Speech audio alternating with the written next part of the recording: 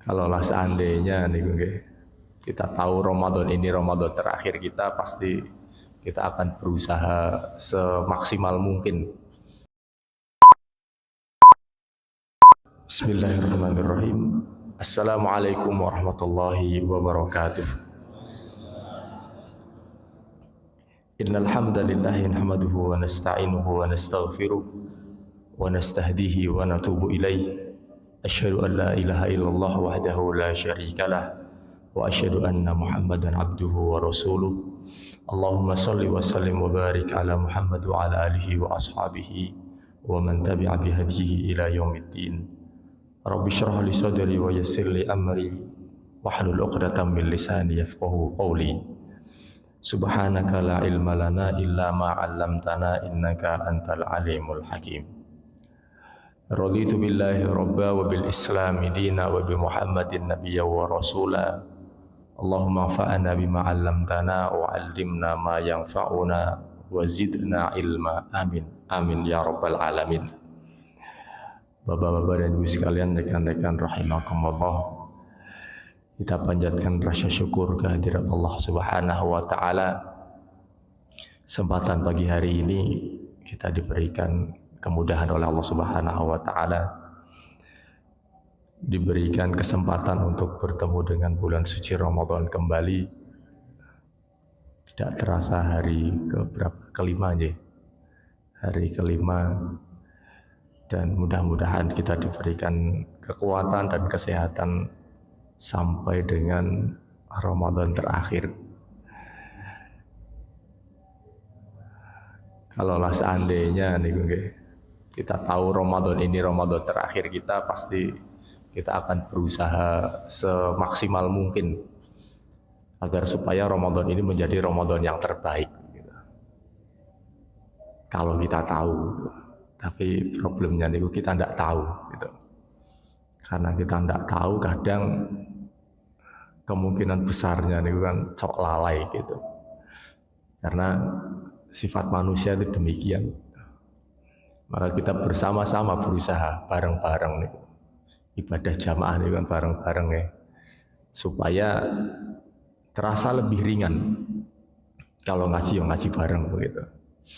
Nah, kalau sholat ya sholat bareng, maka nanti akan menjadi ringan ibadahnya atau terasa ringan bagi kita karena semuanya saling mendukung, saling berpacu gitu ya, saling berlomba-lomba atau fastabiqul khairat bahasanya.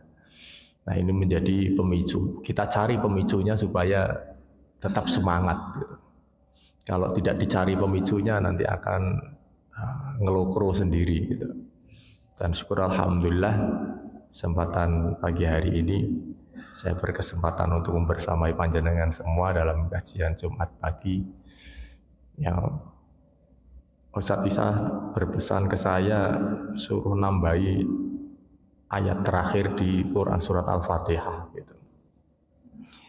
Saya akan menambahkan sedikit saja, mungkin materinya sudah disampaikan gitu ya. Allah Subhanahu wa taala berfirman, a'udzubillahi minasyaitonir rajim. Shiratal ladzina an'amta 'alaihim ghairil maghdubi 'alaihim waladdallin. Amin. Pada ayat sebelumnya Allah Subhanahu wa taala pada awal ayat, ihdinas siratal mustaqim siratal ladzina an'amta 'alaihim ghairil maghdubi 'alaihim waladdallin. Kita membayangkan bahwa kita membaca surat Al-Fatihah di tengah-tengah sholat kita. Ihdinas siratal mustaqim, tunjukilah kami ke jalan yang lurus. Tapi padahal kita posisi di tengah-tengah sholat, sedang sholat gitu. Sedang sholat niku dapat petunjuk napa mboten nggih? Masih sholat gitu. Tetapi doa kita, ya Allah tunjukilah kami ke jalan yang lurus. Lah itu sudah lurus, oh sudah sholat toh. Gitu.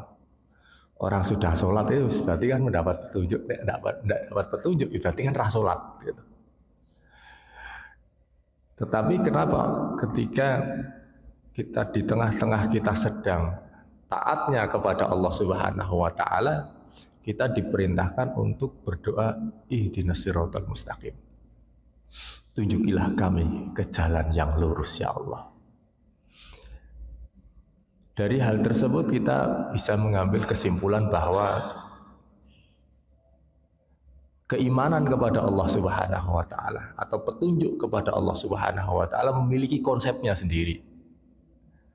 Jadi keimanan atau petunjuk kepada Allah Subhanahu wa taala sifatnya tidak ya wis entuk ya wis gitu. Tetapi keimanan dan petunjuk itu sifatnya sesuatu yang mesti dijaga terus gitu. Karena jika tidak dijaga dia akan hilang gitu. Seperti ya kita membayangkan rumah begitu ya. Rumah ini kan begitu dibangun ya wis gitu. Kalau kita tidak pernah merawatnya, rumah itu akan rusak. Atau bangun rumah setelah itu tidak ditinggali, udah didiamin saja. Yang penting aku harus bangun gitu. Atau fasilitas kota begitu ya. Pemerintah kota sudah bangun fasilitas, bangun tak pasrah karo masyarakat. Ora dirawat rusak gitu. Setahun, 2 tahun wis ora kanggo maneh gitu. Murak-marik gitu. Sebab tidak dirawat. Nah, dituntut, lah yang penting aku wis bangun, wis rampung urusanku gitu. Yang ngerawat ya itu urusanku gitu. Keimanan dan petunjuk Allah Subhanahu wa taala dalam diri kita bukan bersifat penting aku sholat gitu. Tetapi sholat itu mesti dijaga.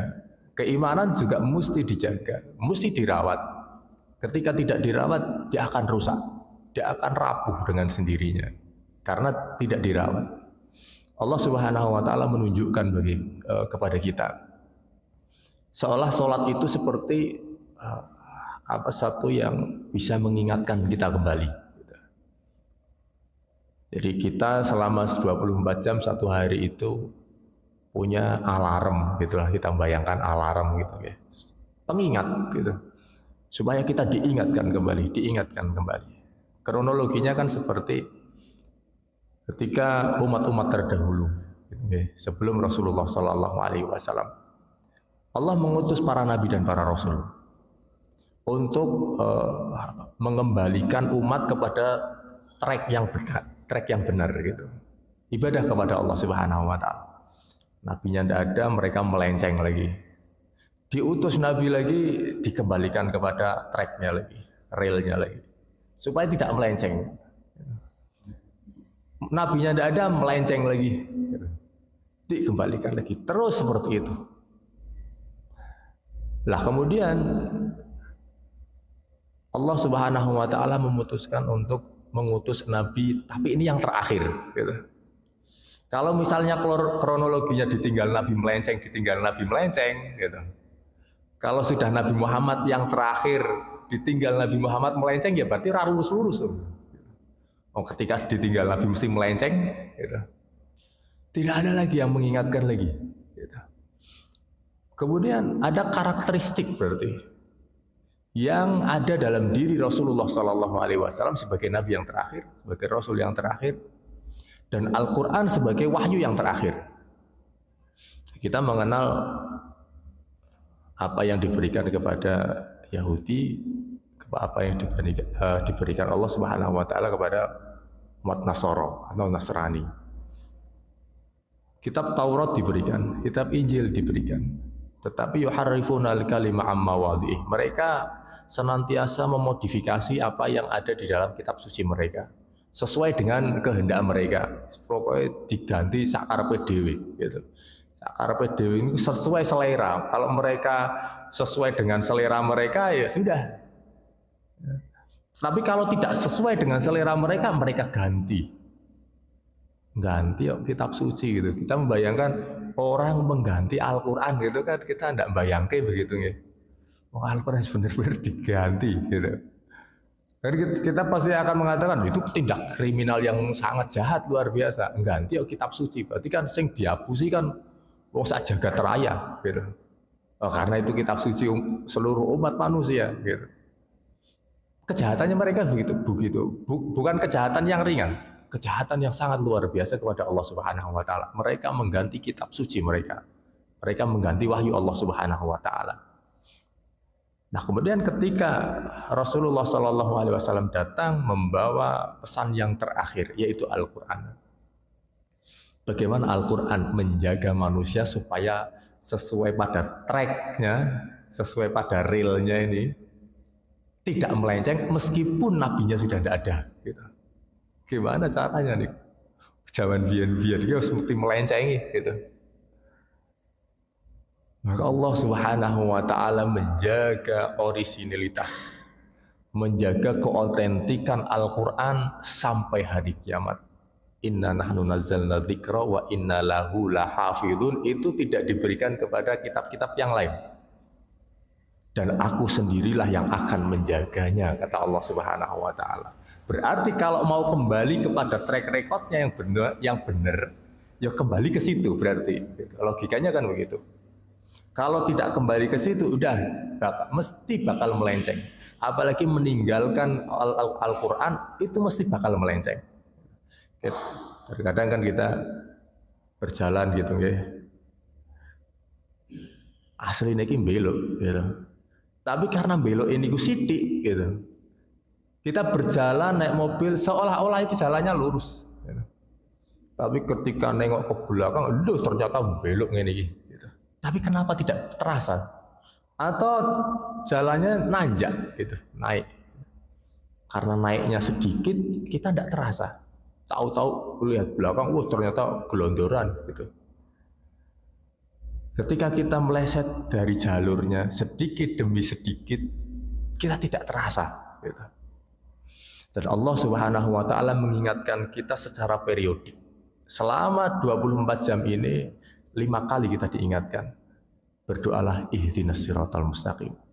Setiap ketemu sholat lagi, berdoa lagi ihdinas siratal mustaqim. Tunjukilah kami ke jalan yang lurus. Kita merasa kita di tengah-tengah sholat, berarti kita sudah mendapatkan petunjuk kan gitu. Kita sudah berada di jalan yang benar kan gitu. Kenapa ya Allah Subhanahu wa taala doanya itu tunjukilah kami? Emang kami belum mendapat petunjuk gitu. Karena sifat petunjuk demikian. Sirat ihdinas siratal mustaqim. Nah, Nabi Shallallahu alaihi wasallam juga mensifati iman yazidu wa yanqus. Keimanan itu tidak sifatnya stagnan begitu, berhenti begitu saja. Kalau sudah ya berarti sudah gitu. Tetapi keimanan sifatnya bisa naik dan bisa turun, bahkan bisa hilang dalam diri manusia. Katakan di tengah-tengah sholat begitu ya. Kalau panjenengan mengatakan kita sedang sholat, itu berarti kita sedang berada di jalan yang lurus. Kita sering di tengah-tengah sholat kita, ya, Allahu Akbar, awal khusyuk, karena masih awal. Gitu. Niat dari rumah ini pancen sholat. Gitu. Apalagi sholat yang mungkin rokaatnya banyak, misalnya 4 begitu ya. Ya serotok suwi mangli kan gitu. Ketika takbiratul ihram masih lurus niatnya, masih tidak kepikiran macam-macam. Tapi ketika masuk rakaat kedua, rakaat ketiga, alah pikiran wis macam-macam nggih. Ada nek salat dhewe niku nggih. Sujud gitu, Allahu Akbar. Sujud suwi. Ora tangi-tangi, imamnya ora tangi-tangi. Wah khusyuk berarti. Kita kan tidak tahu imam itu ngeling-ngeling rakaat piro. Kita lupa loro ke, duh belai ke lalen. Gara-gara niku kepikiran sesuatu yang lain. Dikira niku khusyuk gitu. Atau baca niku surat gitu, ayatnya diulang-ulang terus gitu. Atau mungkin sangat meresapi ayat tersebut, itu mungkin sangat suka atau sangat menyentuh. Makmumnya tidak tahu kalau dia ngeling-ngeling, ayat setelahnya itu rakilingan, lali. Gara-gara kepikiran yang lain. Gitu. Fokusnya beralih ke yang sesuatu yang lain. Gitu. itu di tengah-tengah sholat gitu. Setan senantiasa terus menggoda bahkan di tengah-tengah sholat gitu. Apalagi orang sholat gitu. Di tengah-tengah sholat saja setan tidak istirahat untuk menggoda kita. Artinya saat itulah Allah Subhanahu wa taala memerintahkan kepada kita, berdoalah ihdinas siratal mustaqim. Tunjukilah kami ke jalan yang lurus. Ada gaya bahasa yang lain misalnya gitu. Alhamdulillahirabbil alamin, arrahmanir rahim, maliki yaumiddin, iyyaka na'budu wa iyyaka nasta'in. Ketika Allah Subhanahu wa taala berfirman alhamdulillahirabbil alamin, segala puji bagi Allah Subhanahu wa taala. Ar-Rahmanir Rahim, dialah yang maha pengasih lagi maha penyayang. Maliki yaumiddin, dialah yang memiliki hari pembalasan. Iyyaka na'budu, hanya kepada engkau lah, berubah ya, dari dia menjadi engkau, berubah. Iyyaka na'budu wa iyyaka nasta'in, hanya kepada engkau. Dari alur cerita pada ayat itu, ya, siyakul kalimah, kronologi kalimat seperti itu, atau konteks kalimatnya, seperti halnya pembicaraan satu individu, satu orang kepada Allah Subhanahu wa taala. Segala puji bagi engkau ya Allah. Iyyaka na'budu wa iyyaka nasta'in, hanya kepada engkau lah ya Allah. Saya menyembah, wa iyyaka nasta'in, dan hanya kepada engkau lah ya Allah. Saya minta pertolongan ya Allah. Seolah-olah saya gitu. Antara saya dengan Allah Subhanahu wa taala. Tapi ketika Allah Subhanahu wa taala berfirman, meminta kita atau memerintahkan kita untuk meminta petunjuk, Allah tidak menyuruh kita tunjukilah saya ke jalan yang lurus ya Allah. Nah, tidak begitu perintahnya. Tapi perintahnya tunjukilah kami. Kenapa jadi kami? Tadi saya gitu. Sekarang jadi kami. Ada perubahan. Sebagaimana perubahan alhamdulillah sampai iyyaka na'budu wa iyyaka nasta'in. Di sini ada perubahan lagi. Ya, hal itu kan bagi kita, misalnya kita sedang belajar Al-Qur'an, kenapa ada perubahan begini gitu. Tidak tunjukilah saya, tetapi tunjukilah kami. Karena meminta petunjuk Allah Subhanahu wa taala itu berat. Orang berada pada jalur petunjuk Allah Subhanahu wa taala itu berat. Nek dhewean cok ora kuat. Dhewean ra kuat. Ana wong ngalim gitu nggih. Ning dhewean tok gitu. Masjidnya gede ning kampung, ning ra ono sing mlebu masjid ra ono.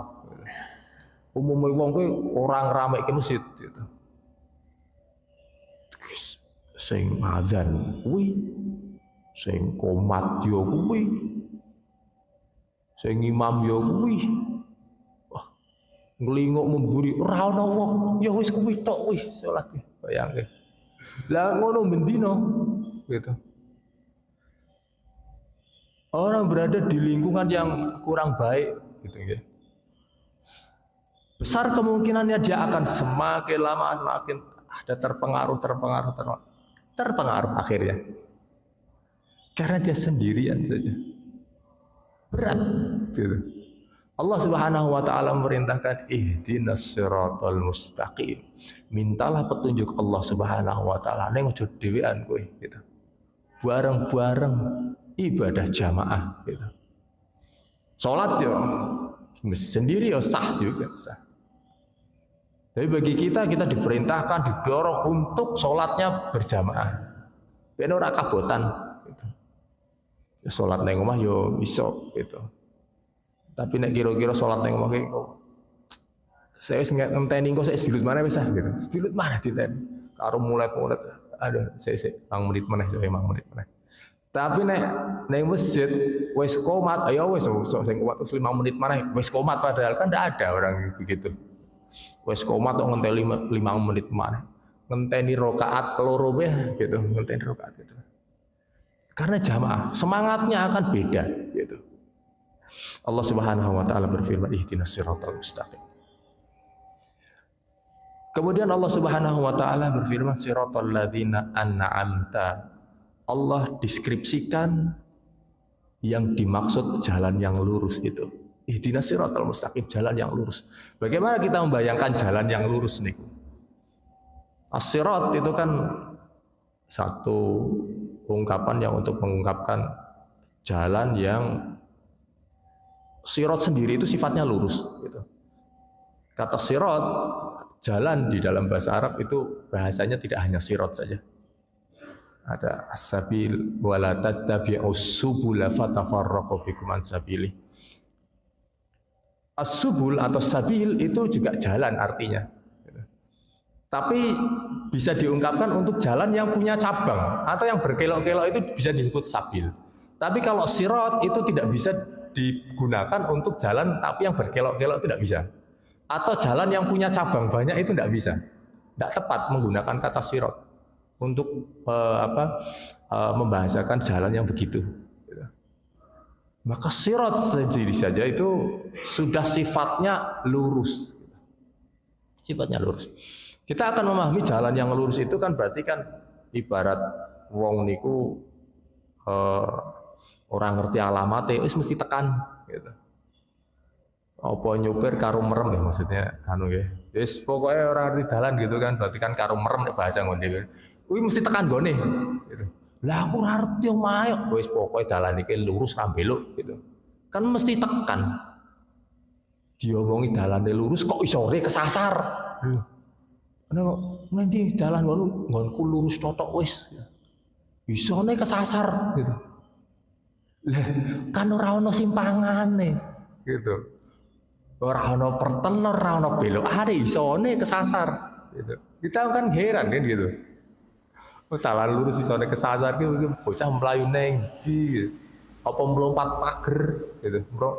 Melompati pembatas jalan akhirnya kan mungkin. Kemungkinan kan begitu. Bisa nyungsep neng sawah macam-macam. Sirat, ihdinas siratal mustaqim. Al-mustaqim ditambahkan, mustaqim itu sifat lurus gitu. Nah, sekarang Allah Subhanahu wa taala mendeskripsikan tidak hanya jalan yang lurus, yang lebar, yang besar, tetapi Allah Subhanahu wa taala mendeskripsikan siratal ladzina an'amta alaihim. Ini yang pertama. Yaitu jalan yang pernah dilalui oleh orang-orang yang telah Engkau beri nikmat kepada mereka ya Allah. An'amta telah Engkau beri nikmat. Jadi ada satu an'amta itu kan kata kerjanya berarti kan telah lampau. An'amta telah Engkau beri nikmat. Berarti orang itu sudah pernah melalui jalan tersebut dan terbukti berhasil. Kalau panjenengan mungkin ingin melakukan satu pekerjaan, yang pekerjaan itu panjenengan belum pernah melakukannya, atau seorang anak ingin tes ujian masuk perguruan tinggi begitu, anak tersebut merasa butuh untuk diajari oleh orang yang berpengalaman, kan begitu. Jangan sebagai orang tuanya pasti akan les gitu. Neng kono baik terbukti pengalaman misalnya. Kita akan berargumentasi bahwa pengalaman tersebut itu yang akan kita percaya dan akan memberikan pembelajaran yang sangat bermanfaat. Gitu. Tapi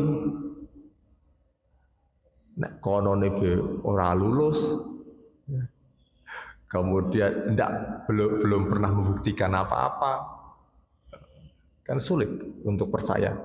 Kono niki podo-podo ora lulus gitu. Atau kono niki podo-podo nembe pisan iki gitu. Untuk melakukan tes masuk itu nembe pisan iki gitu. Maka panjenengan akan memilih orang yang jauh lebih berpengalaman dan telah terbukti berhasil. Gitu. Zaman dulu begitu universitas membuka jalur masuk mahasiswanya itu secara mandiri, waduh, lembaga les-lesan itu luar biasa, ya, penuh betul-betul penuh, gitu. Mau lembaga apapun itu penuh. Kita mengatakan saya ke sini ada mereka berpengalaman. Misalnya saya mau masuk atau UGM atau UI, di sana itu banyak gitu orang-orang UI-nya atau banyak orang-orang UGM-nya. Maka saya ke situ. Mereka sudah berpengalaman. Allah Subhanahu wa taala berfirman, "Shiratal ladzina an'amta", yaitu jalan orang-orang yang pernah melalui dan telah engkau beri nikmat atas mereka sehingga mereka lolos dari situ. Siapa mereka? Ya, ulaika alladzina an'amallahu 'alaihim minan nabiyyin wasiddiqin wasyuhada wassolihin wa hasuna ulaika rafiqa. Ayat Al-Qur'annya begitu. Mereka yang telah engkau beri nikmat ini kaya sapa ya Allah? Seperti siapa ini? Gitu. Allah mendeskripsikan lagi. Berarti kan begitu jelasnya Al-Qur'an menjelaskan kita itu nganti sak jelas-jelasnya. Gitu. Tunjukilah kami jalan yang lurus ya Allah. Jalan lurus sing kaya ngopo ya Allah. Ditunjukkan lagi yaitu jalan yang pernah dilalui orang-orang sebelum kamu dan orang-orang itu berhasil. Kaya sapa ya Allah sing wis tahu yang berhasil itu siapa saja ya Allah. Allah deskripsikan lagi yang berhasil itu si ini mereka terbukti berhasil melalui jalan ini. Kita akan mengatakan terkadang satu jalan gitu ya. Wah, jalan ini kok kita gerunjal gitu. Wis ora halus babar blas gitu. Aspal itu aspal morak-marik gitu. Kita mengatakan iki tenan ora lewat kene gitu. Iya Pak lewat kono gitu. Ditelepon wis maju bae gitu. Tapi kita ragu karena jalannya morak-marik niku. Kita ragu ya. Aduh, jarine lurus tapi kok jalannya kaya ngono. Akhirnya kita disusul gitu. Wis nek jenengan orang ngandel, aku dhisik sing mlaku gitu. Kan nembe kan panjenengan mesti ngandel kan gitu. Masa sudah di DCI kayak gitu kan kita tetap perang ngandel kan enggak mungkin gitu. Kita ngandel gitu. Ikut di belakangnya. Kenapa kita ngikut? Karena sudah ada orang yang terbukti berhasil. Tapi kalau enggak, panjenengan ragu, jalan kok begini, rusaknya begini nih, gitu. Sono aspal iki wis entek ya. Baru sing ngono iki koyo kali sat ya, mulak-malik watu ting. Jenengan pasti ragu, saya yakin pasti akan ragu itu. Untuk melanjutkan perjalanan itu ragu. Wah, balik weh gitu. Kita balik. Terkadang jalan kehidupan kita begitu sulit ya, gitu. Begitu sulit. Apa ya kaya ngene dalan ini gitu. Lalu kita buka petunjuk bahwa mereka ada yang berhasil melewati situ tuh ada yang berhasil gitu. Siapa yang berhasil ulaika an'amallahu 'alaihim minan nabiyyin wasiddiqin wasyuhada wassolihin wa hasuna ulaika rafiqa. Allah sebutkan kisah-kisah di dalam Al-Qur'an yang mereka meskipun berat dalam perjuangannya tetapi Allah Subhanahu wa taala pastikan mereka berhasil. Meskipun berat ya. Terkadang latihan itu kan berat. Karena mungkin latihan kok enteng-enteng itu enggak ada. Latihan enteng itu enggak ada. Misalnya putra panjenengan mau mengikuti olimpiade gitu ya. Olimpiade turu ora tau sinau ora bakal dadi gitu. Wah sukar mau, berat belajar terus berat. Memang berat begitu. Untuk mencapai tujuan itu kan berat, tidak ada yang ringan. Para nabi kalau seandainya disayang Allah kemudian jaminan mudah untuk melakukan perjalanan itu para nabi itu lebih berhak daripada kita itu lebih berhak. Para nabi itu lebih berhak jalannya mulus ketimbang kita. Tetapi realitanya para nabi saja berat. Jalannya ini para nabi itu berat. Lah kok nggon dhewe njaluk mulus lho nggon dhewe sapa? Ibadah iki piye? Cok-cokan tok nek diong-diongan tok nek semangat pancen. Lah ngono ki njaluk sing enteng-enteng wae gitu. Tetapi cita-citanya mlebu surga pancen. Ndak ada cita-cita masuk neraka gitu. Masuk neraka ki nasib kan gitu. Cita-cita kan surga. Lah Allah Subhanahu wa taala mendeskripsikan itu. Misalnya karuane Pak wong kae nabi yo gitu. Nabi ya jenenge nabi yo gitu. Apa ada awake dhewe gitu. Yang di dalam Al-Qur'an, contoh di dalam Al-Qur'an kan orang nabi tok gitu. Misalnya Luqmanul Hakim. Luqmanul Hakim apa nabi gitu. Ashabul Kahfi, Ashabul Kahfi jadi malam Jumat ya maca surat Kahfi ketemu Ashabul Kahfi. Bapak Ashabul Kahfi niku nabi. Kan boten gitu. Berat napa ya berat gitu.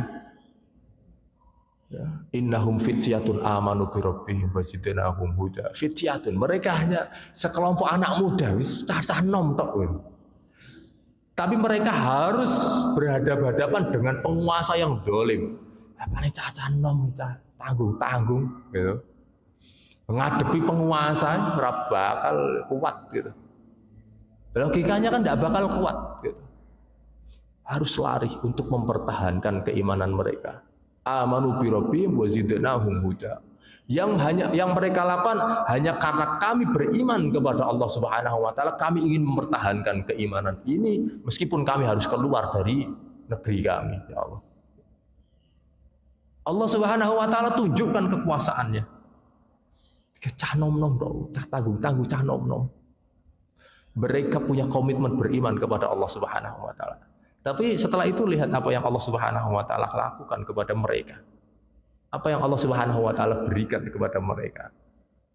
Sesuatu yang sangat luar biasa terjadi. Yang mereka tidur selama ribuan tahun. Umur ki wis ora ono 100 pujul ki sarang-arang 100 pujul. Kenapa bisa mereka tidur begitu lama gitu. Dan itu terjaga karena Allah Subhanahu wa taala yang menjaganya. Allah Subhanahu wa taala tunjukkan ketika mereka mendeklarasikan iyyaka na'budu wa iyyaka nasta'in, itu kan totalitas, itu kan deklarasi kita. Kita menyatakan begini, ya Allah hanya kepada Engkau lah kami menyembah, ya Allah, menghamba hanya kepada Engkau ya Allah. Iku nggo dhewe sing ngucap ngono iku nggo dhewe niku. Kita yang setiap sholat itu mengucapkan, mendeklarasikan diri kita, iyyaka, hanya kepada Engkau ya Allah kami menghamba, tidak kepada yang lain. Jika ujian sidik, nah gitu. Tenan pora ngomong ngono kuwi, tenan pora kowe. Temenan ya Allah. Iya, ngomongnya temenan. Sik dibuktikan dhisik gitu. Kayak kondisi yang begitu sulit. Sedengan. Berhasil. Tenan pora. Wis rajin.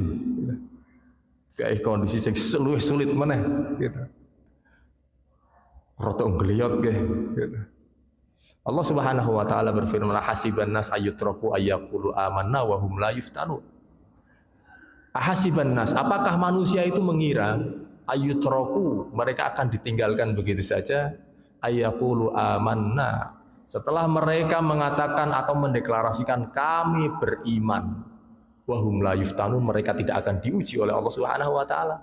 Apakah mereka mengira itu kalau sudah beriman ngono kuwi Pak bayangannya kuwi alus-alus wae dalane gitu. Apakah mereka menganggapnya itu begitu? Gitu. Loh, saya kira itu kalau saya sholat itu urip-urip kuwi bakal mulus-mulus tok. Lah tak kira ki nek tahajud iki rezekiku malah lancar, malah angel gitu.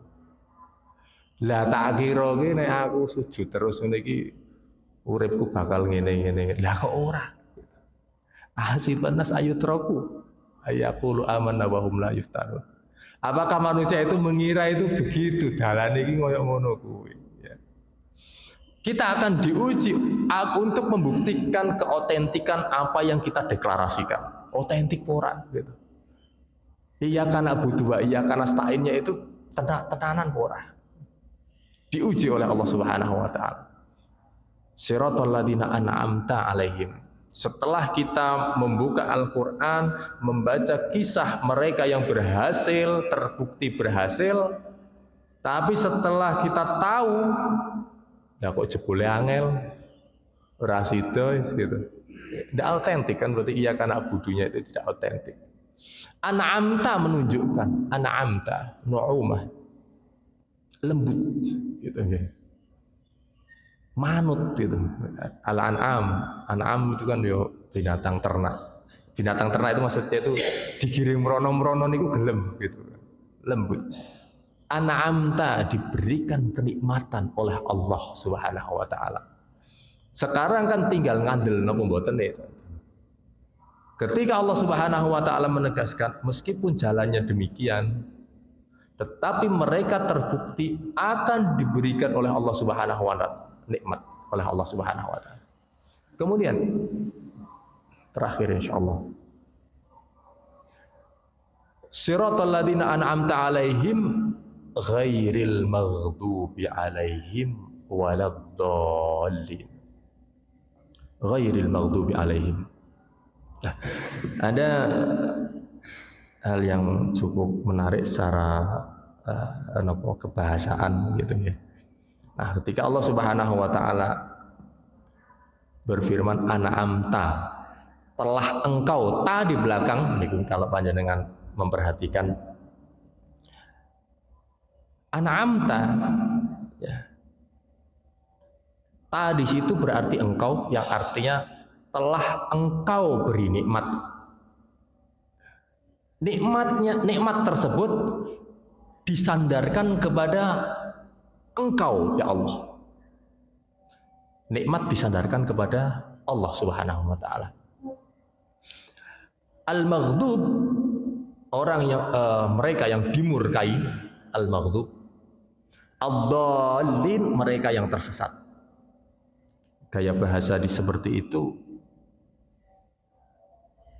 ada pada Quran surat Asy-Syu'ara. Allah Subhanahu wa taala berfirman alladzi khalaqani fahuwa yahdin.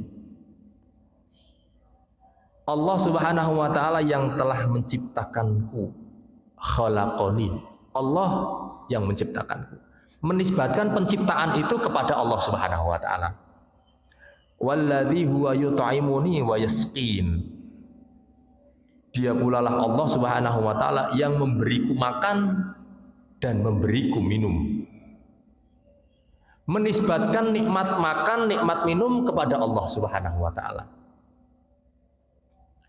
Wa idza maritu fahuwa yasfin. Nah, ayat itu terpampang di rumah sakit ya, rumah sakit Islam. Wa idza maritu, ketika saya sakit. Sakit siapa yang memberikan? Allah Subhanahu wa taala memberi. Tetap Allah yang mengizinkan itu. Sesuatu terjadi di muka bumi itu atas izin Allah Subhanahu wa taala. Ketika sakit tidak lagi dinisbatkan kepada Allah Subhanahu wa taala. Bukan kalimatnya kalau engkau memberiku sakit ya Allah. Kalimatnya tidak begitu. Engkau menciptakanku, engkau memberiku makan, engkau memberiku minum. Harusnya kalimatnya sesuai dengan konteksnya. Apabila engkau memberiku sakit ya Allah, fahuwa yasfin, maka engkau pula lah yang memberikan kesembuhannya ya Allah. Tapi sakit tidak dinisbatkan kepada Allah Subhanahu wa taala, tetapi dinisbatkan kepadaku. Sakit karena ulahku sendiri ya Allah. Jadi sesuatu yang buruk tidak dinisbatkan kepada Allah Subhanahu wa taala.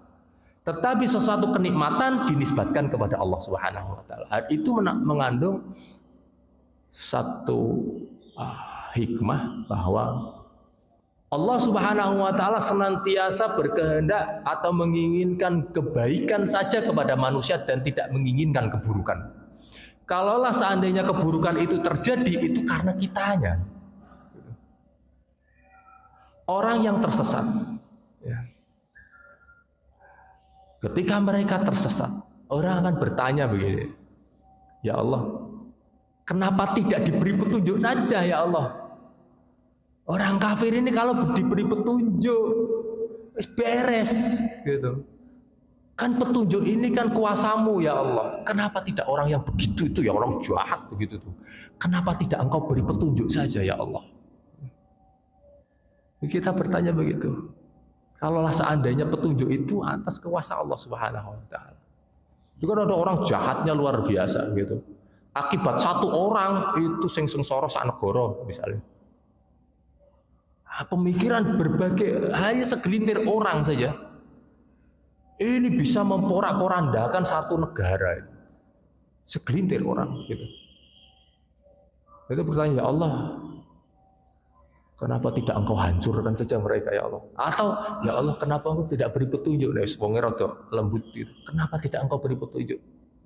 Nah, kadung jengkel, ya Allah, kenapa tidak engkau hancurkan saja kepada mereka itu ya Allah? Ini wong sing rada lembut ke.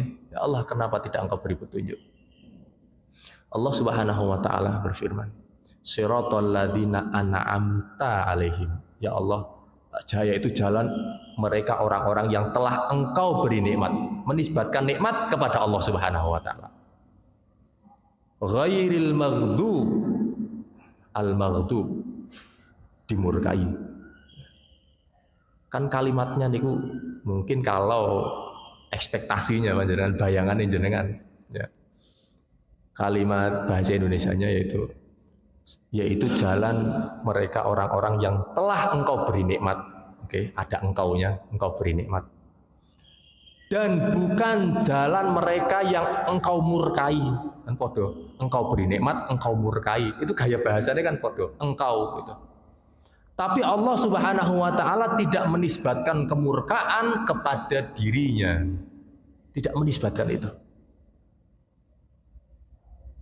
Al-maghdub, mereka yang dimurkai. Siapa yang memurkai? Allah Subhanahu wa taala tidak menyebutkan dirinya. Gitu.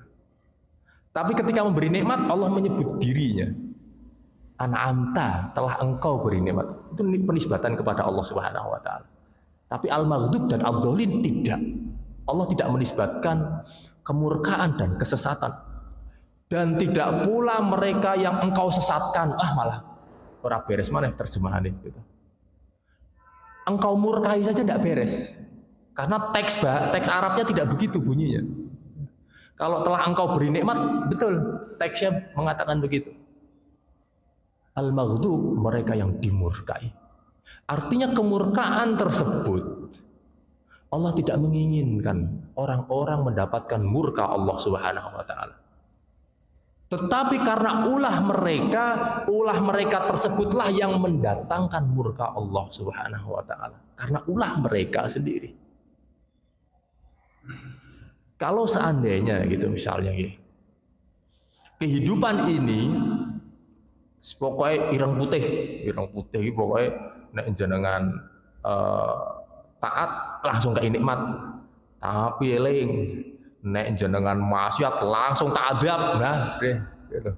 Kira-kira nggon dhewe kena ngadab ping pira wis nek maksiat langsung kena adab gitu misalnya gitu. Lah kene iki maksiat ora ketokan Pak gitu. Nek kene maksiat langsung kena adab iki uripku piye gitu.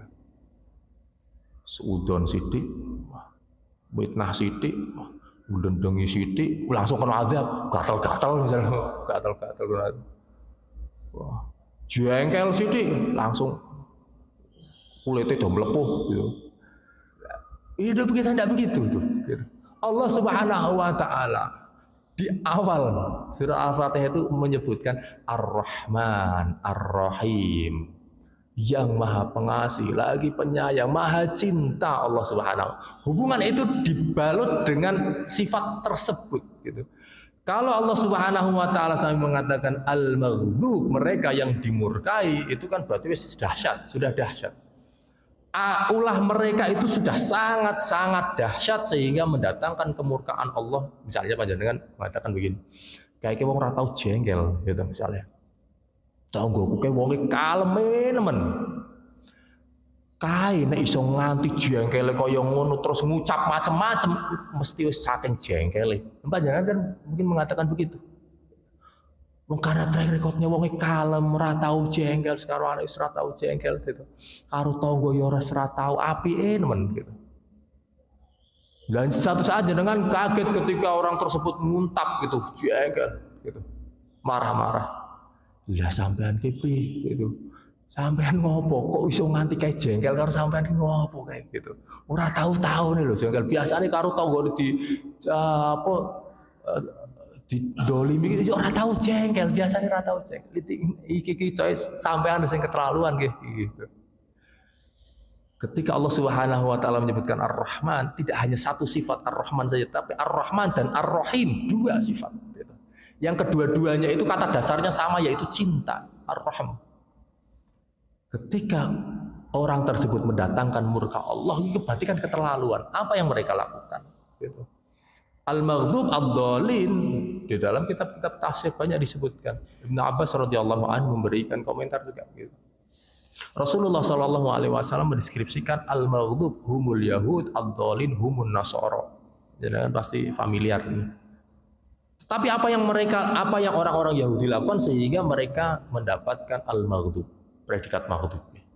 Apa yang dilakukan orang-orang Nasara? Mereka mendapatkan predikat ad-Dhalin, tersesat. Al-Maghdub dimurkai, murka, marah, murka itu marah gitu. Ad-Dhalin mereka tersesat gitu. Nah, panjenengan mungkin bisa membayangkan begini. Kalau Anda misalnya dua putra nih panjenengan, misalnya panjenengan punya anak dua begitu gitu. Kakak adik biasa, kakak adik ini kan tukaran gelutan biasa gitu. Ketika ada kakaknya gitu ya. Mas, ini kerjaannya ayah di sini ya, gitu. Ini ojo diorarik loh, ojo diorarik. Gitu. Kalau mau mainan daerah sini ya silahkan mainan, tapi meja ini pekerjaannya ayah, ojo nganti diorarik. Gitu. Paham ya? Paham. Gitu. Bener gitu, bener paham. Oh po jajal, iki ojo diorarik mejane ayah, akeh kerjaan mejane ojo diorarik. Nah. Kandhanono adimu guys ini kamar. Kandhanono. Ini ayah mau keluar sebentar. Omong adimu gitu. Kandhani gitu. Kandhani jangan sampai ngurang arek ini. Oke? Siap gitu. Temenan ya. Iya, temenan gitu. Ayahnya pergi sebentar keluar. Adine metu gelut-gelutan gitu kan. Wah, morak-marik meja pekerjaan, morak-marik. Semarah gitu, karena gelut-gelutan, itu lapodo lanang itu gelut-gelutan. Ayahnya pulang melihat pekerjaan menumpuk ya gitu kan, kemudian morak-marik begitu, dipanggil kakaknya, Mas, kisah morak-marik sapa? Ya berdua ya. Gitu. Lah kenapa kok diorarik mau wis paham ora? Wis paham ya. Maka nih kan ayah ini siapa di antara kakak beradik ini yang lebih pantas untuk mendapatkan kemarahan, dimarahi, diseneni? Mana yang lebih pantas? Kakaknya atau adiknya? Kita pasti akan mengatakan Mas ya kan. Wis dikandani, wis iya ning isih dilakoni, diseneni wis kakangane. Adine mantuk-mantuk rotok bakalan diseneni mantuk-mantuk rotok gitu. Karena ngerasa aku ya ora dikandani, tapi ya dikandani masku, tapi tetap ngayal. Tapi kan secara langsung tidak, berarti sih mending lah gitu. Sing diseneni kan Kang Mas gitu. Kita akan melihat apa yang dilakukan oleh orang-orang Yahudi. Mereka disebut ahlul kitab gitu ya. Dalam Al-Qur'an. Mereka merepresentasikan orang-orang yang intelek. Intelek dalam hal apa? Mereka sangat pandai pada kitab suci mereka. Mereka sangat pandai. Mereka paham isi kitab mereka paham. Tapi setelah mereka paham, mereka justru ingkar kepada Allah. Pengingkarannya itu setelah mereka paham, bayangkan. Setelah mereka paham, mereka ingkar kepada Allah. Dudu ora arti dudu. Paham terus ingkar. An-Nasara. Mereka enggan untuk membaca kitab suci mereka. Tapi mereka beribadah begitu giat. Apa yang akan terjadi? Mereka akan tersesat. Maka apakah itu merujuk pada orang Yahudi saja dan orang Nasrani saja, atau itu bisa ke kita?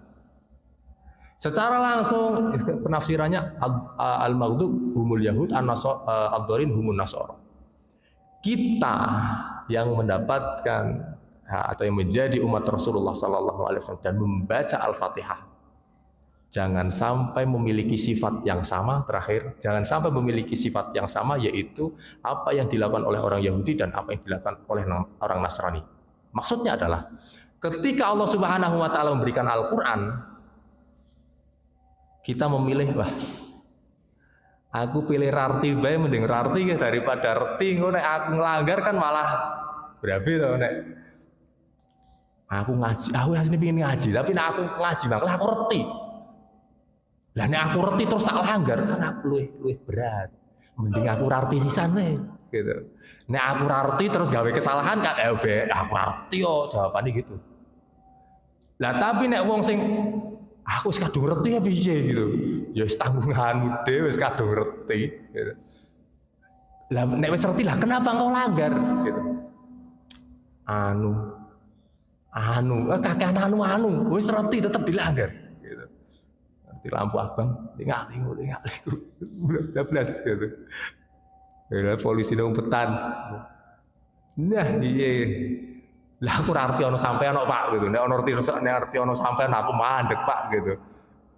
Nah, tapi nek reti ke polisi reti. Kitik abang kok bablas ora helm iku mesti diketak karo polisine. Ora arti ono aku kok piye? Reti Pak ono sampean. Lah kok isone reti ono aku tapi sampean kelanggar. Mesti jengkel kan polisi ora bakal ra jengkel. Bayangan al-maghdub, al-dhalin juga bisa menimpa kita semua karena Allah Subhanahu wa taala telah menurunkan Al-Qur'an. Mudah-mudahan Allah Subhanahu wa taala senantiasa memberikan petunjuk kepada kita. Amin ya rabbal alamin. Bapak Ibu rahimakumullah, kita akhiri kajian pada pagi hari ini dengan bersama-sama membaca doa kafaratul majlis. Bismillahirrahmanirrahim. Subhanakallahumma bihamdika asyhadu an la ilaha illa anta astaghfiruka wa atubu ilaik. Nasrun minallahi wa fathun qarib. Assalamualaikum warahmatullahi wabarakatuh. Terima kasih Anda telah menyaksikan channel kami. Dukung dakwah kami, salah satunya dengan subscribe channel YouTube kami.